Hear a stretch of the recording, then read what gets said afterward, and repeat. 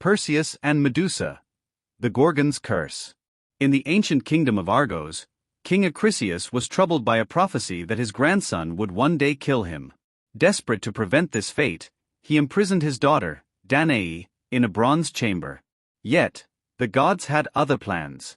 Zeus, the king of the gods, fell in love with Danaë and visited her in the form of a golden shower. From this divine union, Perseus was born.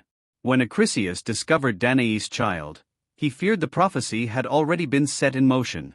He cast Danaë and the infant Perseus into the sea in a wooden chest.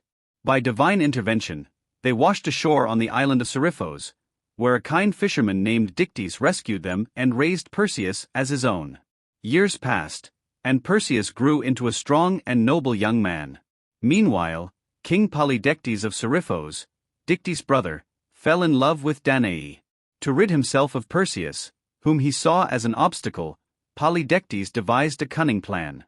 He pretended to court another woman and announced he was collecting contributions for a bridal gift. When Perseus, having no gift to offer, boasted he could bring the head of Medusa, Polydectes seized the opportunity and demanded he fulfill this rash promise. Medusa was one of the 3 Gorgon sisters, but unlike her immortal siblings, she was mortal. Once a beautiful maiden, she had been transformed into a monstrous figure by Athena as punishment for desecrating her temple. Medusa's hair was a writhing mass of snakes, and her gaze turned anyone who looked at her to stone.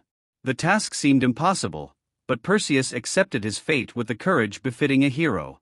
The gods, moved by Perseus' bravery, decided to aid him. Athena provided a polished shield like a mirror, and Hermes gifted him an adamantine sickle. From the nymphs, he received winged sandals, a magic wallet to safely carry Medusa's head, and Hades' helm of invisibility.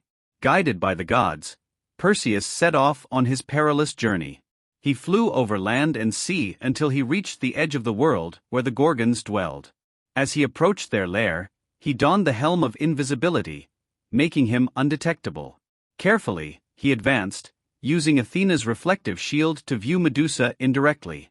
Her sisters, Stheno and Euryale, slumbered nearby, their terrifying visages hidden in the shadows.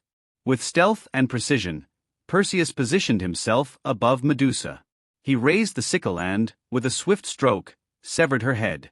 From her blood sprang Pegasus, the winged horse, and Chrysaor, a giant wielding a golden sword. Perseus quickly placed Medusa's head into the magic wallet, ensuring its deadly power was contained. However, the commotion woke the other Gorgons. Seeing their sister slain, they roared in fury and sought to avenge her. Invisible and swift, Perseus escaped, aided by the winged sandals. He flew over the desolate lands and vast seas, his heart pounding with the thrill of his victory and the danger he had narrowly escaped. On his journey back, Perseus encountered a new peril. Near the coast of Ethiopia, he saw a maiden chained to a rock, weeping in terror. This was Andromeda, daughter of King Cepheus and Queen Cassiopeia. Her mother had boasted that Andromeda was more beautiful than the Nereids, sea nymphs, angering Poseidon. To appease the gods' wrath and save their kingdom from a sea monster, Andromeda was offered as a sacrifice. Moved by her plight and captivated by her beauty, Perseus approached her. He promised to save her on the condition that her parents would give her to him in marriage. Desperate, they agreed. As the monstrous sea creature approached, Perseus, armed with Medusa's head, waited. At the critical moment, he unveiled the head, and the beast, meeting Medusa's gaze, turned to stone. Andromeda was saved, and her parents joyfully consented to the marriage. Returning to Seriphos with his bride, Perseus found that Polydectes had continued his advances on Danaë. Enraged, Perseus entered the court of Polydectes and revealed Medusa's head. The king and his courtiers, caught unawares, were turned to stone. With Polydectes gone, Dictys was made king, and peace was restored to the island. Perseus, Danaë, and Andromeda left Seriphos and traveled to Argos. Upon hearing of their arrival, Acrisius fled, fearing the prophecy. Ironically, his death came accidentally during an athletic competition. Perseus, competing in the discus throw, inadvertently struck his grandfather, fulfilling the prophecy he had so desperately tried to avoid. Having avenged his mother and secured his place as a hero, Perseus went on to found the city of Mycenae, which would become one of the greatest cities of ancient Greece.